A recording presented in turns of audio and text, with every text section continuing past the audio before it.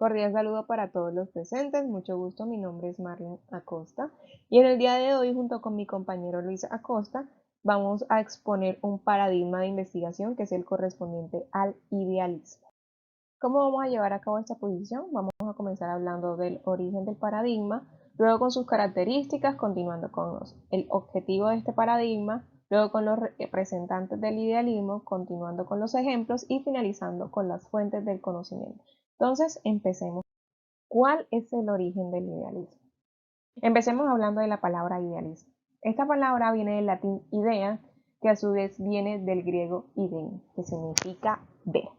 Ya contextualizados con esta palabra, vamos a los orígenes que se remontan por allá a Platón, en su diálogo El Crátilo. El Crátilo no es más allá que una conversación entre tres personajes que son Hermógenes, Crátilo y Sócrates. Ellos discuten acerca del significado de las palabras, si viene dado de forma natural, que es la postura de Crátilos, o si por el contrario depende del hábito de los hablantes, que es lo que propone Hermógenes. Sócrates no está de acuerdo con ninguno de los dos. Entonces, ¿a qué llegamos? A palabras de Juan Luis Jiménez, dice que se inicia así la concepción simbólica del lenguaje, que es representación de nosotros mismos y después de las cosas. En este sentido, no interesa tanto el hecho de que las palabras muestren las cosas, sino el procedimiento interno que permite esta mostración, naciendo así el idealismo. Ahora, dentro de las características del idealismo existen muchas, pero nos hemos centrado en tres características específicas, empezando con que se caracteriza por considerar que las ideas forman parte de una realidad única o más perfecta. Claro que depende del tipo de idealismo porque hay muchos. Y de igual forma, solo la mente y en algunos casos el espíritu tiene acceso a esta realidad única y verdadera. Como segunda característica tenemos que desde un punto de vista epistemológico se concede la idea de que pueda existir un mundo independiente al ideal.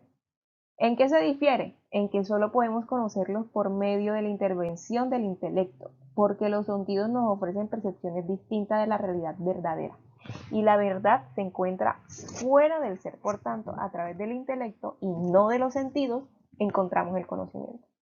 Y como última característica mencionamos un rasgo en común en todas las formas de idealismo, y es que las ideas, la conciencia, el intelecto o el espíritu están siempre en una graduación mayor de perfección que el mundo material.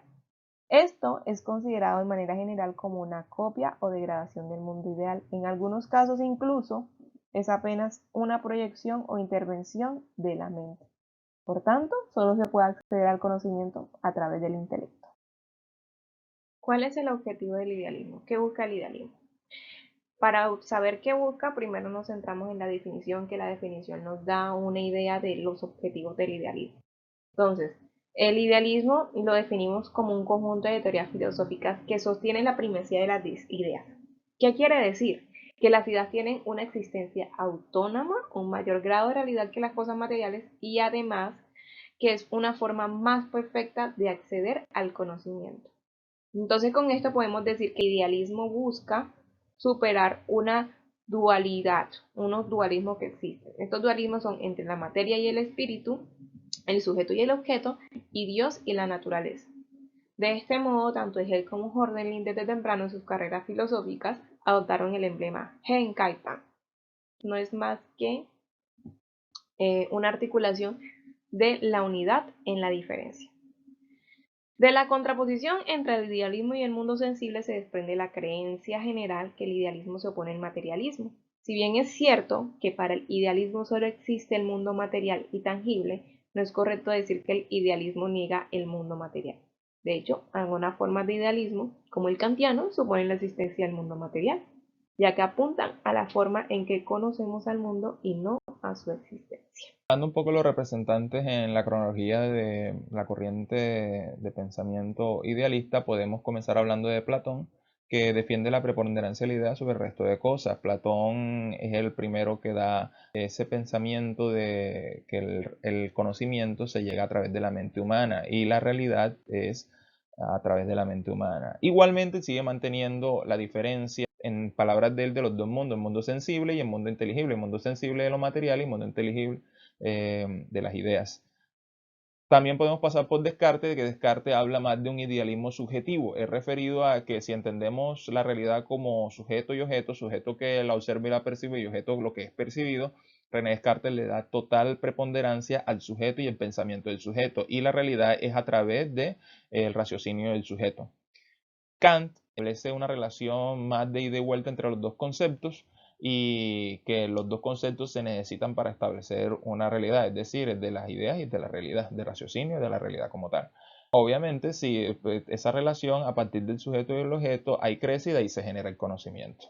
Hegel nos habla sobre que las ideas son la base de todo el conocimiento y que nos lleva a comprender la realidad, lo mismo que el señor Leibniz.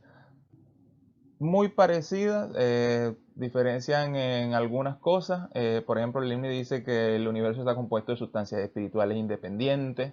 Más que nada, ellos tienen una relación estrecha porque, a diferencia de Descartes, que habla más de un idealismo subjetivo, ellos hablan de un idealismo objetivo, poniéndonos como las ideas sobre todo lo que existe, que todo el mundo puede llegar a ser conocido a través de raciocinio, sin necesidad de experiencia sensible. Bueno, tomando algunos ejemplos, podemos hablar de ejemplos clásicos como la teoría marxista, en la cual la sociedad ideal es aquella en que los medios de producción pertenecen a la clase trabajadora. Esto obviamente, dado el concepto subjetivo y personal de Marx sobre ideas como el valor, el trabajo, la sociedad, y dando origen a su teoría. También podemos hablar de teoría religiosa, donde filósofos como San Agustín o Santo Tomás de Aquino, teniendo su raciocinio como primera parte y primordial, en la que tratan de buscar una explicación al concepto de Dios. Por ejemplo, Santo Tomás de Aquino decía que todas las cosas son causa de otra.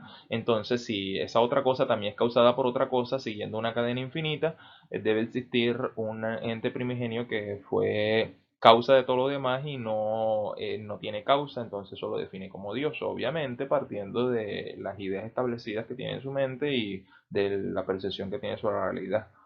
Teniendo esto también, nosotros como realismo en los paradigmas investigativos, obviamente si lo tenemos como sujeto, que es el que investiga, y objeto de lo que es investigado, el sujeto siempre tiene un rasgo subjetivo sobre lo que está mirando, sobre lo que está razonando, sobre lo que está pensando, sobre lo que está investigando.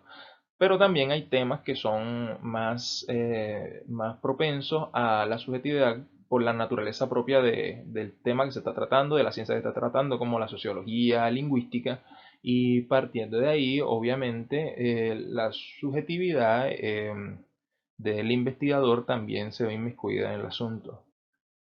Bueno, hablando un poco de la fuente de conocimiento, como la fuente de conocimiento es meramente humana, es la percepción de la mente sobre la realidad, las cosas existen por la mente. Dentro de los paradigmas investigativos, el idealismo puede, dentro de una investigación, examinando un caso particular, puede tomarlo por podemos definirlo por, así como lo vemos en los dos distintos cuadros, puede tomarlo por empirismo o por racionalismo. El empirismo es teniendo una experiencia base, tratando un experimento.